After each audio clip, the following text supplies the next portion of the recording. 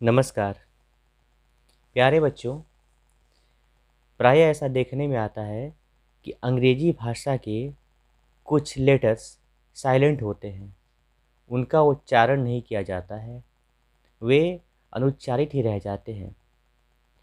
कई बार हम इसके नियमों के नहीं जानने के कारण हम लोग सही ढंग से पढ़ नहीं पाते हैं।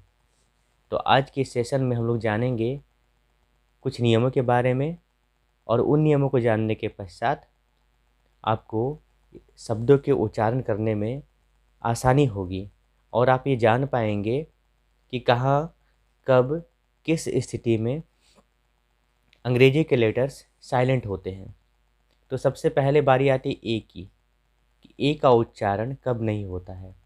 तो जब भी ई के बाद ए आता है, यानी कि पहले किसी शब्द में पहले ई आएगा, फिर अगर ए आता है, तो प्रायः इस बात का ध्यान रखेंगे कि हर नियम में प्रायः की चर्चा की जाएगी कि प्रायः ई के बाद अगर ए आता है तो प्रायः ए का उच्चारण नहीं होता है। ये क्रॉस का चिन्ह है, एक्स का चिन्ह कहीं नहीं है। तो ई के बाद जब ए आता है तो ए का उच्चारण नहीं होता है। प्रायः, हर स्थिति में नहीं, इसके कहीं कहीं अपवाद ही मिल जाएंगे। जैसे यहाँ पे लिखा है सीजर।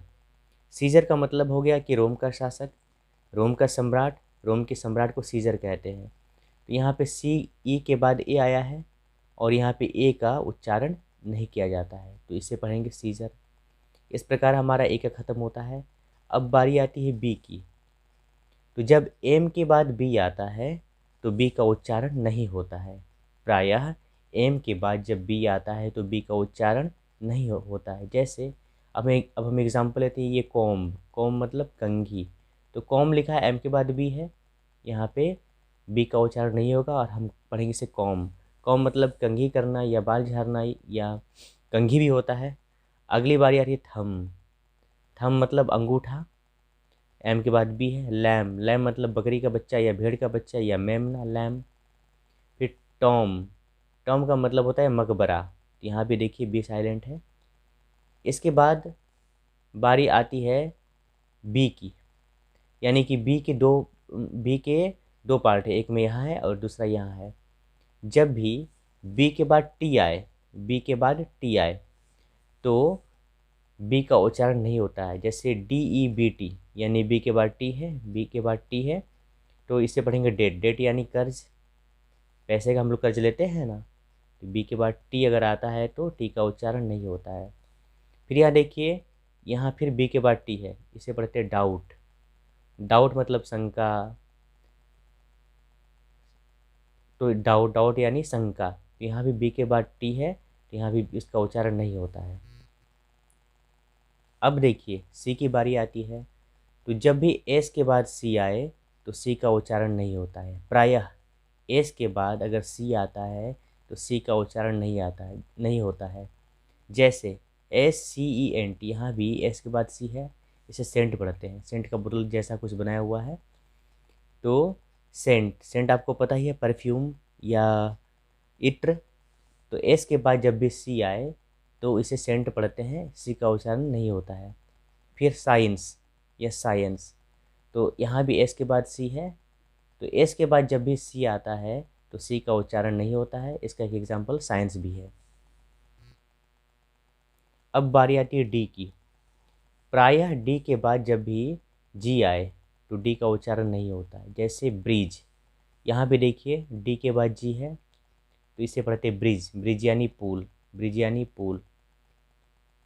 फिर फ्रीज, डी के बाद जी है, तो ये फ्रीज है, तो यहाँ भी डी के बाद जी है, इसलिए इस डी का उच्चारण नहीं होता है। फिर बजट, यहाँ भी डी के बाद जी है, तो डी का उच्चारण नहीं आता है। फिर एज, एज यानी किनारा या सिरा, तो यहाँ भी डी के बाद जी है, तो इसका उच्चारण नहीं होता है। अगला है हमारा जी। जी का उच्चारण कब नहीं होता है? तो जब जी के बाद एन आता है तो जी का उच्चारण नहीं होता है। जैसे देखिए डिज़ाइन, रिज़ाइन, रिज़ाइन मतलब इस्तीफा देना। साइन, साइन मतलब चिन्ह। तो यहाँ हम देख रहे हैं कि जी के बाद एन है, तो जी का उच्चारण नहीं हो रहा है।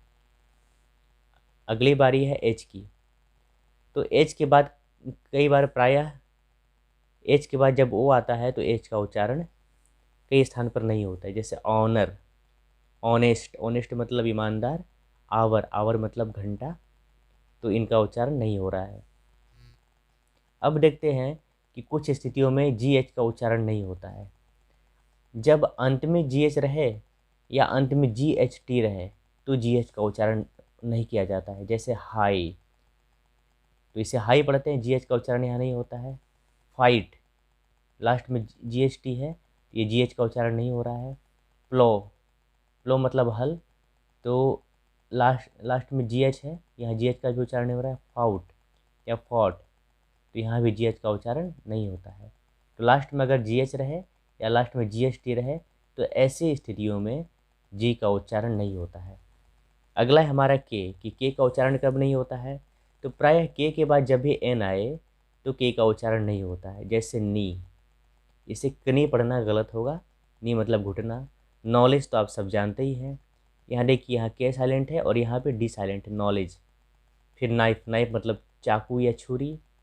नोट, नोट मतलब गांठ, यहाँ पे के का उच्चारण बिल्कुल साइलेंट है। अब बारी आती है एल की। जब एल के बाद डी रहे तो एल का उच्चारण नहीं होता है। एल के बाद एफ रहे तो एल का उच्चारण नहीं होता है। एल के बाद के रहे तो एल का उच्चारण नहीं होता है। एल के बाद एम रहे तो एल का उच्चारण नहीं होता है। ये एल बड़ा लफड़ेबाज है और इसको याद रखने के लिए मैंने एक छोटा सा ट्रिक बनाया है, इसका नाम है डफ कम। डफ कम, डी फ क म, यानी कि ड फ क म। एल के बाद अगर ये सब रहे तो एल का उच्चारण नहीं होता है, जैसे शुड, एल के बाद डी है। पाम, एल के बाद एम है। आम, आम साम से यानी भिक्षा। फिर कुड और हाफ, इनके बाद रहे तो नहीं, उच्चारण नहीं होता है। हाँ, अब हम लोग देखेंगे कि एन का उच्चारण प्रायः कहाँ नहीं होता है।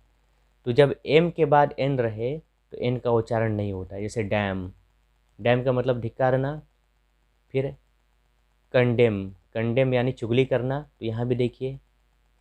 फिर कॉलम, इसे पढ़ेंगे कॉलम, कॉलम मतलब खंभा। तो जब भी एम के बाद एन रहे तो एन का उच्चारण साइलेंट हो जाता है। फिर अब पी का उच्चारण कब नहीं होता है।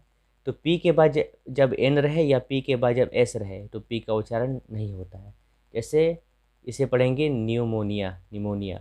निमोनिया एक बीमारी है, सांस फूलने की बीमारी होती है, बच्चों में ज़्यादा होती है। फिर है शौ, शौ मतलब धिक्कारना। और एक है साइकोलॉजी, साइकोलॉजी यानी कि मनोविज्ञान। साइकोलॉजी भी पी से स्टार्ट होता है, पी के बाद एस है, इसलिए यहाँ पे पी साइलेंट हो जाता है। अब बारी आती है क्यू।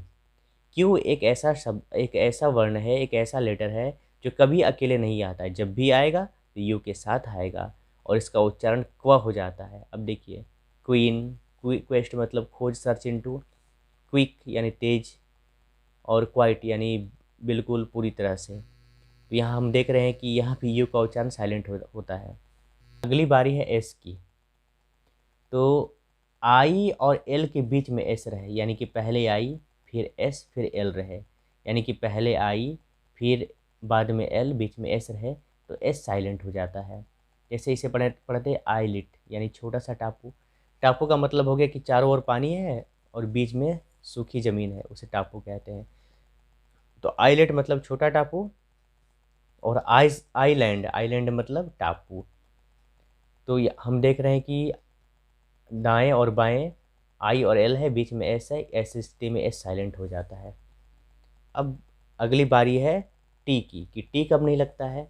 तो जब किसी वर्ड के अंत में टी ई एन रहे या टी सी एच रहे, ऐसी स्थिति में टी का उच्चारण नहीं होता है, जैसे कैच, लास्ट में टी सी एच है। लिसन, टी एन है, लिसन यानी सुनना, कैच यानी पकड़ना। सॉफ्न, सॉफ्न मतलब मुलायम करना, सॉफ्न मतलब मुलायम करना। तो हम देख रहे हैं कि यहाँ पे टी का उच्चारण साइलेंट है। अब बारी आती है यू की। तो जब भी जी यू ई रहे तो ऐसी स्थिति में ई यू साइलेंट हो जाता है। जब भी जी यू ई रहे तो ऐसी स्थिति में ई यू साइलेंट हो जाता है, जैसे कलीग, कलीग मतलब होता है एक साथ काम करने वाला।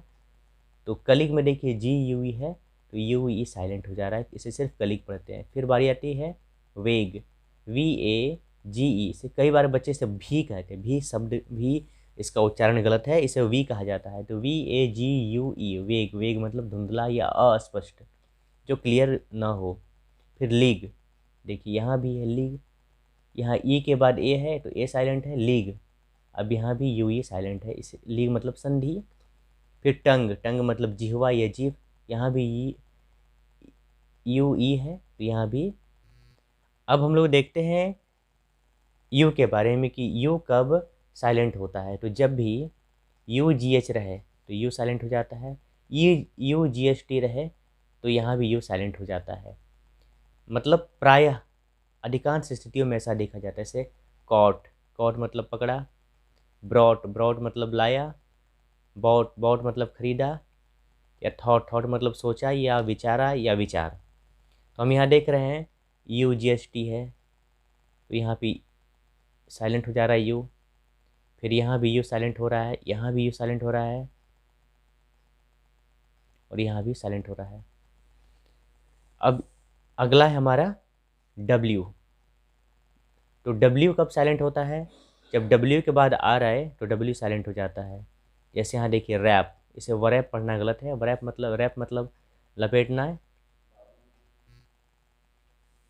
अब देखते आंसर, आपको पता ही है, यहाँ पे कोई समझाने वाली बात नहीं है कि यहाँ भी डब्ल्यू साइलेंट हो जाता है, सीधे आंसर पढ़ते हैं।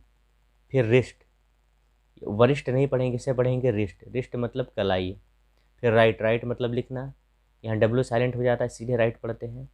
फिर सोर्ड, सोर्ड मतलब तलवार। एक एपिसोड बना था ना, एक सीरियल बना था ना, the sword of Tipu Sultan, यानी टीपू सुल्तान की तलवार, जो संजय खान के द्वारा निर्मित था। ये टीवी प्रोग्राम जो बहुत ज़्यादा फेमस हुआ था। तो सोर्ड पढ़ते हैं, इसे सोर्ड नहीं पढ़ते, सोर्ड पढ़ते हैं। तो हमने यहाँ पे देखा कि अंग्रेजी भाषा के कुछ ऐसे वर्ण या लेटर्स जो साइलेंट होते हैं, उनका उच्चारण कब नहीं किया जाता है, क्यों नहीं किया जाता है, कहाँ नहीं किया जाता है। तो मुझे यकीन है कि हम इन नियम को जब फॉलो करेंगे तो हमारे सामने इस तरह की समस्या अब उत्पन्न नहीं होगी। तो हमें चाहिए कि हम इसका प्रैक्टिस करें, अपने भाई बहनों के बीच शेयर करें और खूब अभ्यास करें।